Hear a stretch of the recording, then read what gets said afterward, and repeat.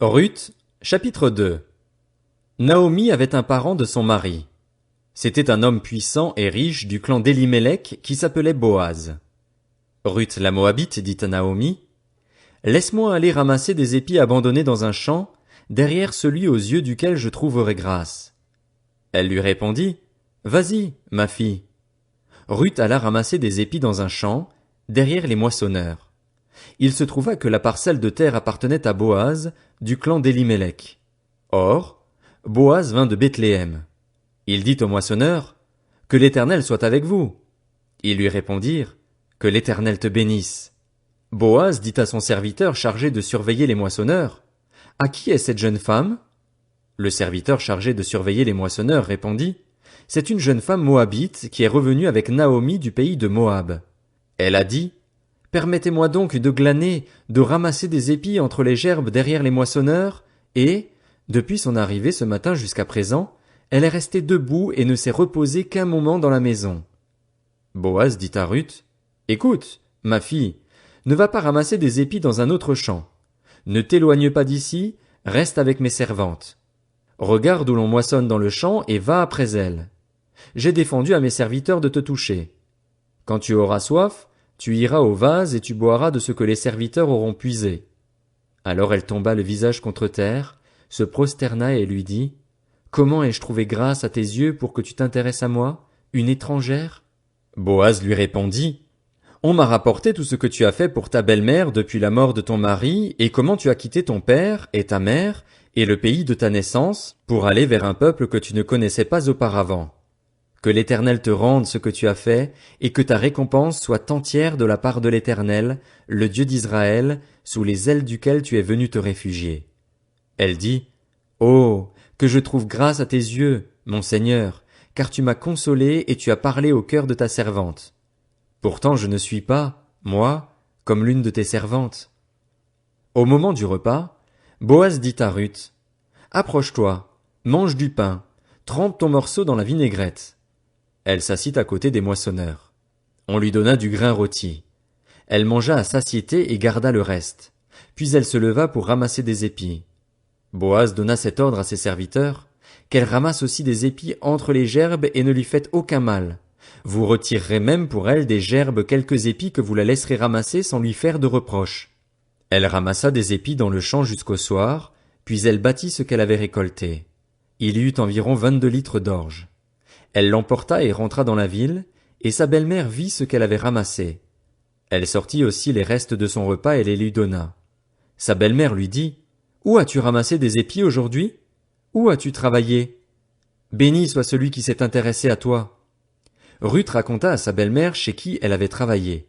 « L'homme chez qui j'ai travaillé aujourd'hui s'appelle Boaz, dit-elle. Naomi dit à sa belle-fille, « Qu'il soit béni de l'Éternel, qui garde sa bonté pour les vivants comme pour les morts. Cet homme nous est proche, lui dit encore Naomi. Il est un de ceux qui ont droit de rachat sur nous. » Ruth la Moabite ajouta, « Il m'a dit aussi, reste avec mes serviteurs jusqu'à ce qu'ils aient terminé toute ma moisson. » Naomi dit à sa belle-fille Ruth, « Il est bon que tu sortes avec ses servantes, ma fille, et qu'on ne te rencontre pas dans un autre champ. » Ruth resta donc avec les servantes de Boaz pour ramasser des épis jusqu'à la fin de la moisson de l'orge et de la moisson du blé. Elle habitait avec sa belle-mère. Ruth, chapitre 3. Sa belle-mère Naomi lui dit, « Ma fille, je voudrais assurer ton repos afin que tu sois heureuse.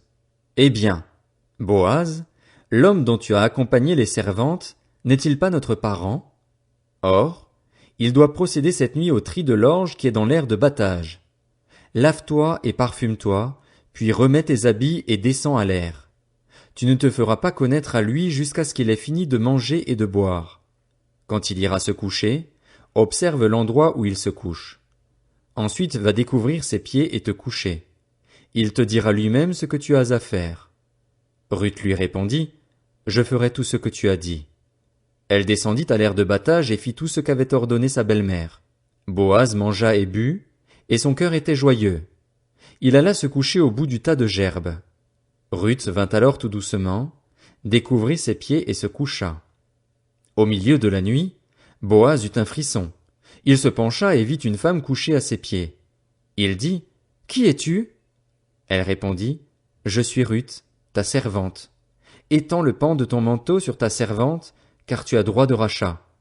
Il dit, Sois bénie de l'Éternel, ma fille. Ce dernier trait témoigne encore plus en ta faveur que le premier, car tu n'as pas recherché des jeunes gens, pauvres ou riches.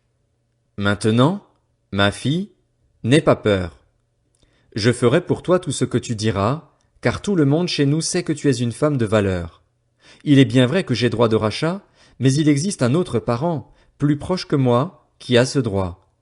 Passe la nuit ici. Demain, s'il veut exercer envers toi son droit de rachat, c'est bien, qu'il le fasse. Mais s'il ne lui plaît pas de l'exercer envers toi, je le ferai, moi, l'Éternel est vivant.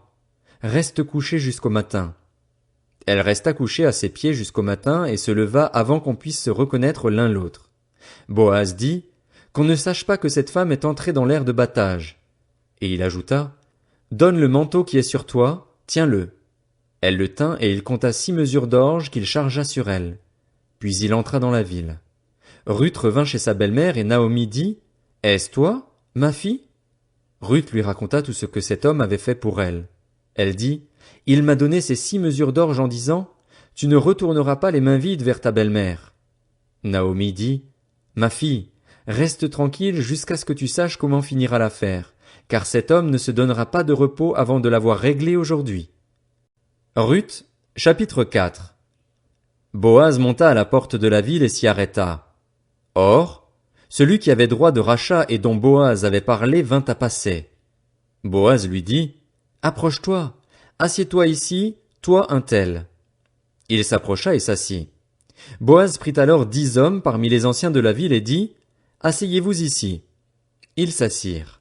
Puis il dit à celui qui avait le droit de rachat, Naomi est revenue du pays de Moab, et elle vend la parcelle de terre qui appartenait à notre frère Élimélec. J'ai cru devoir t'en informer et te dire, fais-en l'acquisition devant les habitants de la ville et les anciens de mon peuple. Si tu veux la racheter, rachète-la, mais si tu ne veux pas, déclare-le-moi afin que je le sache. En effet, il n'y a personne avant toi qui ait le droit de rachat et je l'ai après toi. Il répondit, Je la rachèterai. Boaz dit, Le jour où tu achèteras le champ à Naomi, tu l'acquerras aussi de Ruth la Moabite, la femme du défunt, et tu devras maintenir le nom du défunt sur son héritage. Celui qui avait le droit de rachat répondit, Je ne peux pas exercer ce droit de rachat pour mon compte, sinon je détruirais mon héritage. Prends pour toi mon droit de rachat, car je ne peux pas l'exercer. Autrefois en Israël, pour valider toute affaire relative à un rachat ou à un échange, on retirait sa sandale et on la donnait à l'autre. C'était ce geste qui servait d'attestation en Israël. Celui qui avait le droit de rachat dit donc à Boaz, Fais-en l'acquisition pour ton compte, et retira sa sandale. Alors Boaz dit aux anciens et à tout le peuple, Vous êtes témoins aujourd'hui que j'ai acquis de la main de Naomi tout ce qui appartenait à Élimélec, à Kiljon et à Machlon, et que j'ai également acquis pour femme Ruth la Moabite, femme de Machlon, pour maintenir le nom du défunt sur son héritage afin qu'il ne disparaisse pas parmi ses frères, ni à la porte de sa ville. Vous en êtes témoins aujourd'hui. Tout le peuple qui était à la porte et les anciens dirent, Nous en sommes témoins, que l'Éternel rende la femme qui entre dans ta famille semblable à Rachel et à Léa, qui ont toutes les deux donné naissance à la communauté d'Israël. Montre ta force dans Ephrata et fais-toi un nom dans Bethléem. Puisse la descendance que l'Éternel te donnait par cette jeune femme faire ressembler ta famille à celle de Péretz, que Tamar a donnée à Juda. Boaz épousa Ruth. Elle devint sa femme et il s'unit à elle.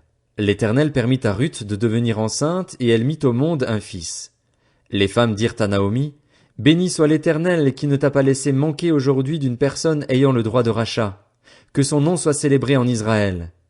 Cet enfant sera ton réconfort et le soutien de ta vieillesse, car ta belle-fille qui t'aime l'a mise au monde, elle qui vaut mieux pour toi que 7 fils. Naomi prit l'enfant, le serra sur sa poitrine et l'éleva. Les voisines lui donnèrent un nom en disant, Un fils est né à Naomi, et elles l'appelèrent Obed. Ce fut le père d'Isaïe, père de David. Voici la lignée de Péretz.